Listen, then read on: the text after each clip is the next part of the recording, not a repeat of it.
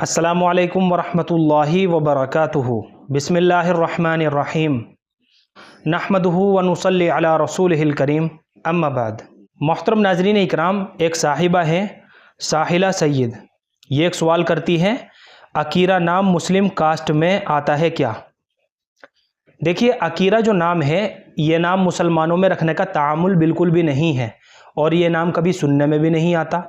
और आपके इस कमेंट पर हमने इस लफ्ज़ को काफ़ी तलाश किया, अरबी की लुगत हो या उर्दू की लुगत हो या फ़ारसी की लुगत हो या जितनी भी मोतबर किताबें हैं लुगत की, उन किताबों में इस लफ्ज़ को काफ़ी तलाश किया।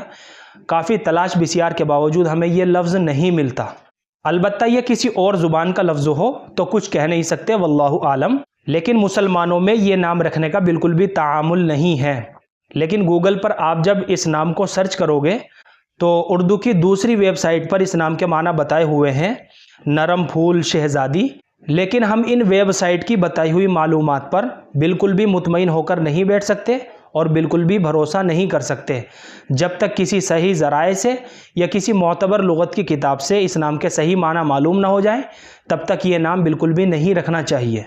तो अकीरा नाम अगर किसी का हो तो इस नाम को बदल लीजिए। नाम को चेंज करने में किसी भी तरह की कोई हरज की बात नहीं है, कोई ख़राबी नहीं है, क्योंकि बसा औक़ात नाम का असर बच्चे की ज़िंदगी के ऊपर पड़ सकता है, क्योंकि जैसा नाम होता है वैसा ही बच्चे के ऊपर असर होता है। तो मैं आपको मशवरा दूंगा कि अकीरा के बजाय आप इसी से मिलता जुलता एक नाम है अबीरा, आइन के साथ अबीरा, ये नाम रख लीजिए। अबीरा जो है खुशबू का नाम है।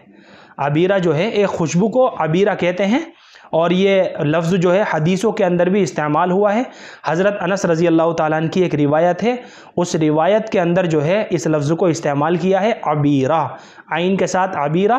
बाहर कैफ अकीरा जो नाम है ये लुगत की किताबों के अंदर मौजूद नहीं है जब तक किसी आलिम दीन से इस नाम की तस्दीक ना हो जाए या लुगत की किसी मोतबर किताब से इस नाम के माना मालूम ना हो जाए, तब तक इस नाम को नहीं रखना चाहिए। मुझे उम्मीद है कि आप सभी हज़रात को अच्छी तरह समझ में आ गया होगा। अल्लाह हम सबको सुन्नत व शरीयत पर पाबंद फरमाए। फ़क़त वल्लाहु आलम।